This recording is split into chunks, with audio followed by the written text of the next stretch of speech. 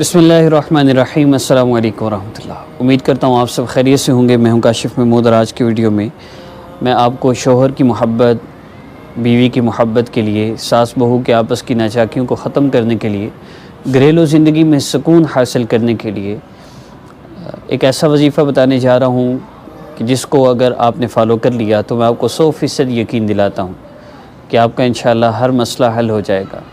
घर में आपस में नाचाकियाँ ख़त्म हो जाएंगी और अल्लाह रब्बुल इज़्ज़त का ताल्लुक़ भी मिलेगा, सुकून भी मिलेगा और हर तरह की बेसुकूनी ख़त्म हो जाएगी। सबसे पहले आपने 3 चीज़ें मेरी फ़ॉलो करनी है। नंबर 1 ये कि आपने नमाज की पाबंदी करनी है।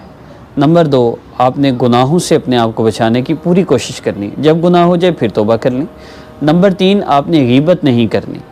हमारे घरों की तबाही की, बर्बादी की सबसे बड़ी वजह गीबत है। एक दूसरे की बातें करना, आपस में जो मौजूद नहीं है उसके तज़किरे करना, और तज़किरे भी हमारे खैर से अच्छे नहीं होते। अक्सर उसमें गुनाह ही होता है। अक्सर लोगों की सरगोशियों में अक्सर खैर नहीं होती। कुरान पाक की आयत मुबारक का मफ़हूम है कि लोगों की सरगोशियों में अक्सर खैर नहीं होती, इल्ला ये कि वो बाहम किसी में सुलह करवाने के लिए, और इस तरह ये आयत मुबारक है।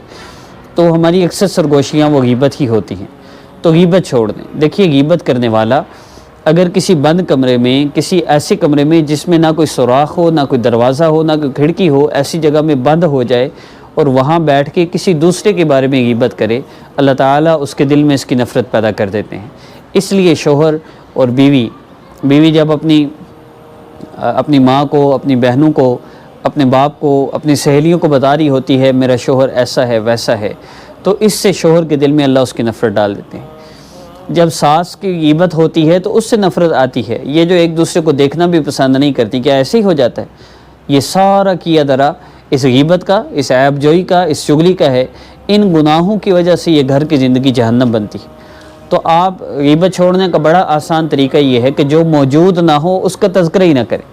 अब अगला क्वेश्चन ज़हन में आता है, फिर हम बात क्या करें? क्योंकि हमें तो आदत लत लग गई हुई है उस बंदे के तज़किरे करना जो हमारे सामने नहीं, क्योंकि जो हमारे सामने है उसके बारे में बात करके हमने मार खानी है। बातें हम उसी करते हैं जो मौजूद नहीं होता। तो अगर मौजूद नहीं की बात करनी है तो फिर अल्लाह रब्बुल इज़्ज़त की क्यों नहीं करते?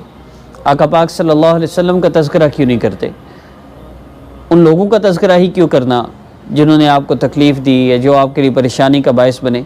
आप तज़किरा कर भी लेंगे तो आपको क्या मिलेगा सिवाय बेसुकूनी के और कुछ भी नहीं। ये जो औरतें कहती हैं ना आपस में, अजी मैं तो इसलिए सुन लेती हूँ कि उसका दिल हल्का हो जाए। ये दिल हल्का नहीं होता, ये दिल और बोझल होता है। उस दिल पे और बोझ पड़ता है, उसकी आपस में मज़ीद नफ़रतें बढ़ती चली जाती हैं, हत्ता के बाद तलाक़ तक आ जाती है। अगर आप अपने घर में सुकून चाहते हैं तो इन 3 चीज़ों को फॉलो कर लें। नंबर 1 नमाज की पाबंदी कर लें। नंबर 2 गुनाहों से अपने आप को बचाने की पूरी कोशिश कर लें। और नंबर 3 आप गीबत छोड़ दें, कभी भी गीबत ना करें। आपसे कोई बात करे तो आप कह दें कि जब वो सामने होगा तब बात कर लीजिएगा, या फिर मैं कॉल मिला लेती हूँ, आप फिर उससे बात कर लें। आपने जो उसके बारे में बात करनी है उसके सामने करें, वरना अगर आपको लगता है मैं उसके सामने नहीं कर सकती तो आप ही ये बात ही ना करें। बाज़ लोग कहते हैं मैं तो उसके मुँह पे भी कह लूँ, तो आप उससे कहिए कि आप उसके मुँह पे मुझसे ये बात करना, उससे पीछे मुझसे ये बात ना करें। जब वो मुँह पे आएगा तब कर लीजिएगा। ये शैतान की चालें हैं भाई, हम तो उसके मुँह पे भी ये कह लेते हैं। आप भी बड़े बेहया हैं कि आप इस तरह की बातें उस बेचारे के मुंह पे कह के उसको तकलीफ़ और अज़ियत देते हैं। तो ये अगला स्टेप है, अगली स्टेज है कमीनगी की। तो अल्लाह रब्बुल इज़्ज़त हमें इन गुनाहों से महफूज फरमाए। माँ के लिए सब बच्चे बराबर हैं। माँ किसी बुरे बच्चे की भी बुराई नहीं करने देती, और आप किसी माँ के सामने उसके बच्चे की बुराई नहीं कर सकते, चाहे वो नशा भी करता है, शराब भी पीता है। अल्लाह रब्बुल इज़्ज़त की अयाल है सारी मखलूक। अल्लाह हर बंदे से, चाहे वो गुनाहगार है, 70 माओं से ज़्यादा मोहब्बत करते हैं। अल्लाह कैसे बर्दाश्त कर सकते हैं आप अल्लाह किसी बंदे के बारे में बात करें?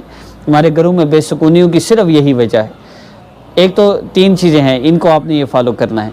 और चौथा, आप जो भी आमाल करें, जिस बंदे से आपको मसला ना, आपको शोहर से मसला है, आपको सास से मसला है, आप जो भी आमाल करें, कोई भी अमल आप कर सकते हैं। आप सूरह यासीन पढ़ सकते हैं, सूरह मुल्क पढ़ सकते हैं, अलिफ लाम मीम सजदा मगरिब को आप पढ़ते हैं वो पढ़ सकते हैं, आप दुरूद शरीफ पढ़ते हैं। आप कोई भी अमल करते हैं, आप उसका अजर हदिया करें उस बंदे को जिससे आपको मसला है।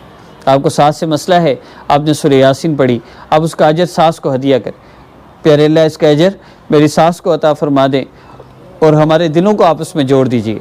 आप देखिएगा 1 हफ़्ता सिर्फ 7 دن آپ اس عمل کو کریں گے، سورہ یاسین پڑھ کے آپ اس کا اجر ہدیہ کریں، یا اور کوئی عمل مخصوص یہاں میں سورت تو نہیں پڑھ سکتے، آپ اللہ رب العزت کا کوئی بھی استغفار پڑھ لیجئے، نبی علیہ السلام پہ درود پاک کثرت سے پڑھا کیجئے، درود پاک پڑھ لیجئے، اب اس کا اجر ہدیہ کریں۔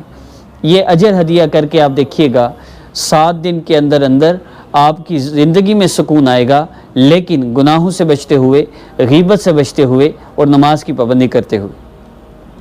اس کے علاوہ مزید کسی عمل کی ضرورت نہیں۔ اس عاجز کو اپنی دعاؤں میں یاد رکھیے گا۔ السلام علیکم ورحمۃ اللہ۔